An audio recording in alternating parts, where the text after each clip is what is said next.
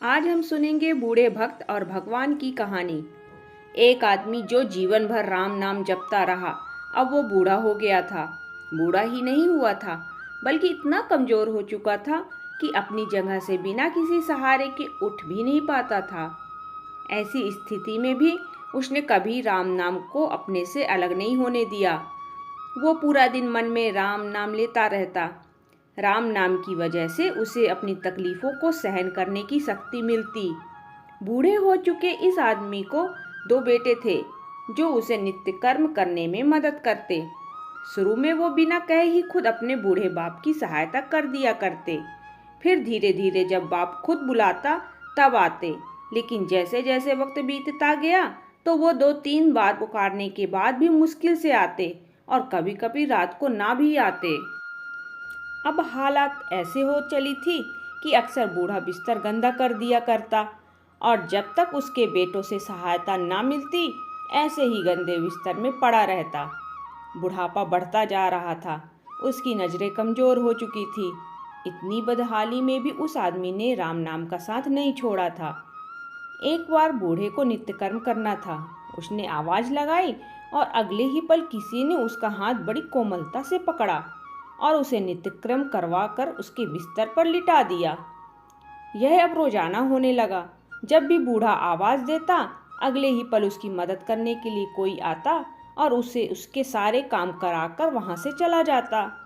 नज़र कमज़ोर हो चुकी थी, देखकर बूढ़ा उसे पहचान नहीं पाता था।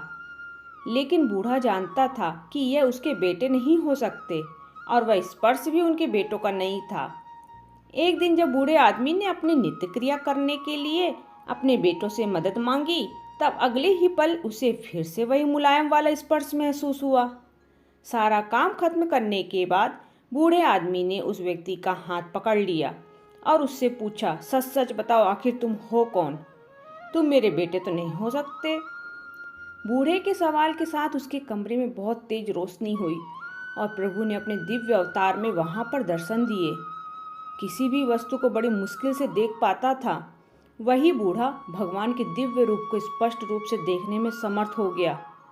जिस भगवान का नाम वह पूरा जीवन लेता रहा, उसे अपने पास पाकर बूढ़ा उनके चरणों में गिर पड़ा और बोला, भगवान ने धन्य हो गया जो आपने मुझे साक्षात दर्शन दिए। लेकिन भगवान, मैं बहुत शर्मिंदा हूँ क्योंकि मैंने आपसे मेरे नित्य कर्म करवाए। भगवान ने कहा, मेरे लिए सारे काम एक जैसे हैं। अगर वह काम मुझे अपने भक्तों के लिए करना पड़े तो मुझे सभी कामों में खुशी मिलती है।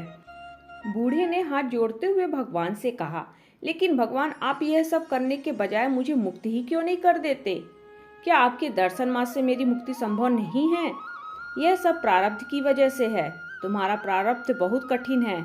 अगर मंद होता तो मेरे दर्शन मात्र से तुम मुक्त हो जाते।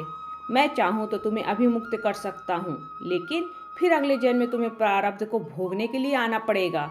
इसलिए मैं तुम्हें खुद तुम्हारा प्रारब्ध काट कर मुक्त करवाने के लिए सहायता कर रहा हूँ, भगवान ने कहा। इतना बोलकर भगवान वहाँ से अंतर्ध्यान हो गए। कुछ महीने और काफ़ी तकलीफ भोगने के बाद आखिरकार उस बूढ़े आदमी को मुक्ति मिली। दोस्तों, कहानी पसंद आए तो एक लाइक और शेयर जरूर करें और चैनल में नए हैं तो सब्सक्राइब करें। धन्यवाद।